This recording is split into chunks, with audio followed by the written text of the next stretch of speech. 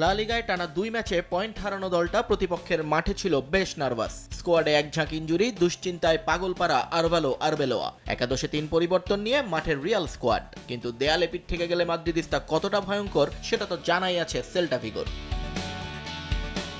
Kick off থেকেই আক্রমণে loss Blancos, একের পর এক অ্যাটাক ভিগোর ডি বক্সে।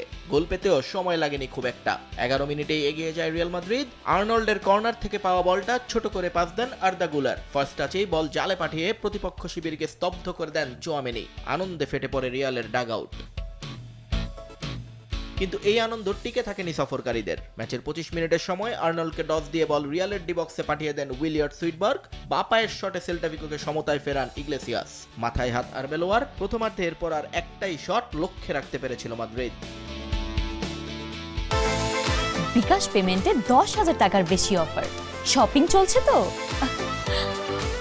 বিরতি থেকে ফিরেও সেই পুরানো গল্পের মঞ্চায়ন। আক্রমণে গতি থাকলেও জালের খোঁজ পায়নি মাদ্রিদ ফরোয়ার্ডরা। একের পর এক ব্যর্থতায় আরও একবার পয়েন্ট হারানোর শঙ্কায় অল হোয়াইট। শেষ পর্যন্ত যোগ করা সময়ে ঘুরে যায় ম্যাচের ভাগ্য। বক্সের বাইরে থেকে নেওয়া দারুণ এক কিকে রিয়াল মাদ্রিদকে জয়ের আনন্দে ভাসান ফেদে ভালভার্দে। এ জয় বার্সেলোনার সঙ্গে পয়েন্ট ব্যবধান কমে দাঁড়ালো 1-এ। রাতের আরেক ম্যাচে ছড়ি ঘুরিয়েছে লিভারপুল। ইপিএলে ছন্দে না থাকলেও এফএ কাপে উঠছে আর্নে স্লট বাহিনী। উলসের বিপক্ষে প্রিমিয়ার লিগে জয় পাওয়ার রেশ কাটতে না কাটতেই আবারও মুখোমুখি দুই দল।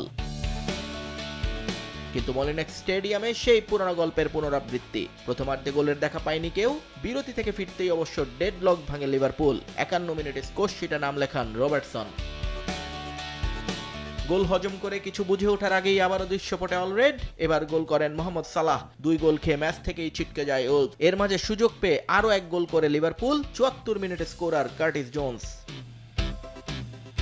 ম্যাচে বড় জয়ের অপেক্ষায় থাকা আর্নে স্লট বাহিনী গোল হজম করে একদম শেষ মুহূর্তে। অতিরিক্ত সময়ে উলসের হয়ে স্কোর করেন ওয়াং হিচান। এই জয়ে এফএ কাপের শীর্ষ 8-এ উঠে গেল অলরেড। নিয়ন মুহাইমেন, সময় সংবাদ।